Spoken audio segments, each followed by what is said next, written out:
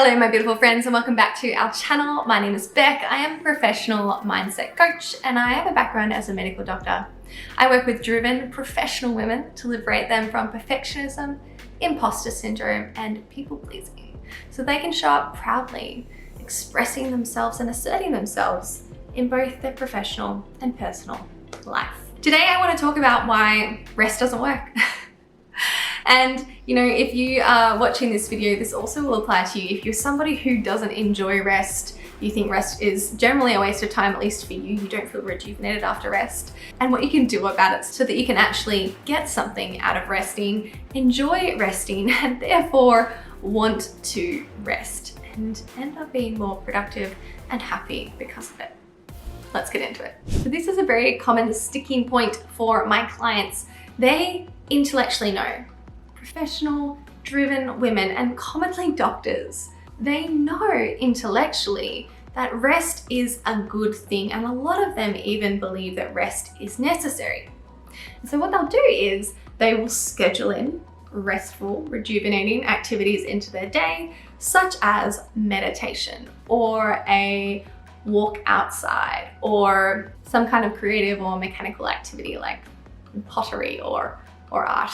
None of my clients have ever actually, yes, one of my clients has mentioned she does some art, but I'm just throwing out pottery at this point.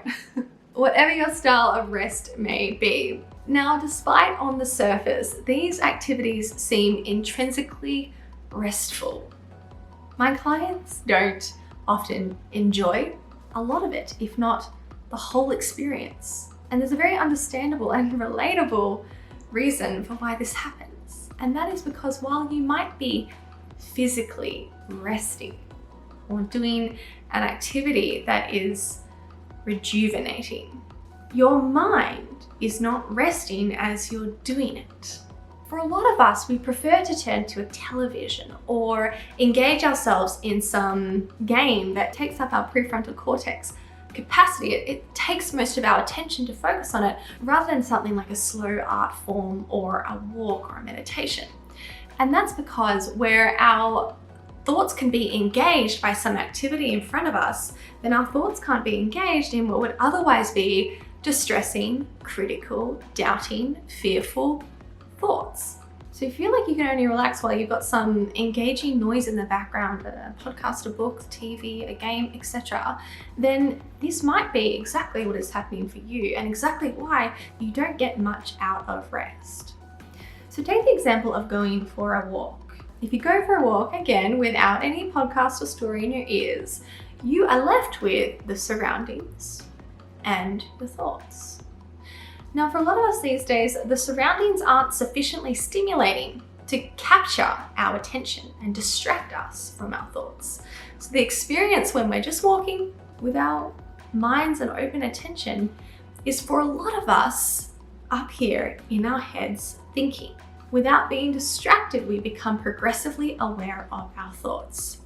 And for a lot of us, the dialogue in our head, the stories that we tell, are not conducive with creating relaxing, calming emotional states conducive with rest. But instead, off goes that dialogue of critical and stressful thoughts. So as much as you might be engaging in an activity that is technically self-care, it's technically resting, it's technically rejuvenating, massages, spas, there are other great examples. When you are able to disengage your body physically or engage your body in something relaxing or rejuvenating physically, it doesn't necessarily mean that your mind will follow. So if you are somebody who feels uncomfortable or has no desire to do these kinds of activities, or you feel like there's no effect of these activities, you do them and you're okay, you don't notice anything particularly bad at the time, but you don't actually notice that you feel more rested afterwards. It might be because you have unsuccessfully disengaged your mind from stressful thoughts. And this is some of the work that we do in thought work. Now, if you're not able to get a coach at the moment to learn to manage, negotiate with, respond to these thoughts in a way that doesn't engage you in that stress cycle, despite your surroundings being non-stressful, there are other things you can do as well to train your brain in the meantime, namely journaling, is a really good way for a lot of people to detach from their thoughts.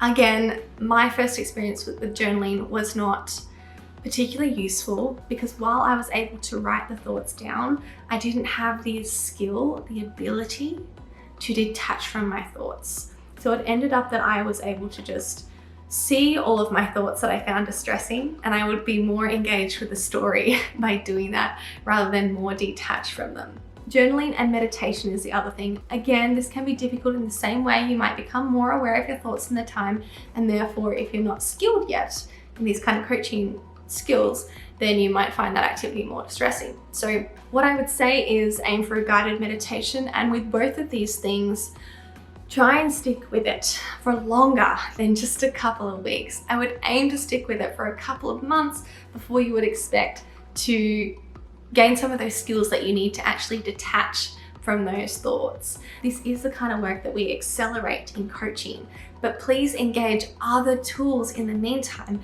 so that you can start to build these skills for yourself. Expect for it to be hard at first and not go perfectly at first. Don't try to journal or meditate 3 times and then throw it out, or even for 3 weeks and then throw it out. The point is not the actual activity. The point is not the journaling or the meditation or the coaching even. The point is the skill that you build as you do it. And my beautiful friends, that skill, once you start to get it, once you start to have those paradigm shifts, those are skills that you get to keep forever. If you know this is the kind of work that you want and need in your life, if you know that you desperately need some rest, then jump on my coaching waitlist so that you can come along and you can accelerate these skills and get down to resting and therefore being more productive and happy as soon as possible. In no time at all, I'm going to be opening my group coaching program, which will mean that I can hug more people into our community and it will be more accessible. And we can also start to build this community of support between other driven professional men. I will have a link to that below, and my beautiful friends, I love you so much and I'll see you in my next one.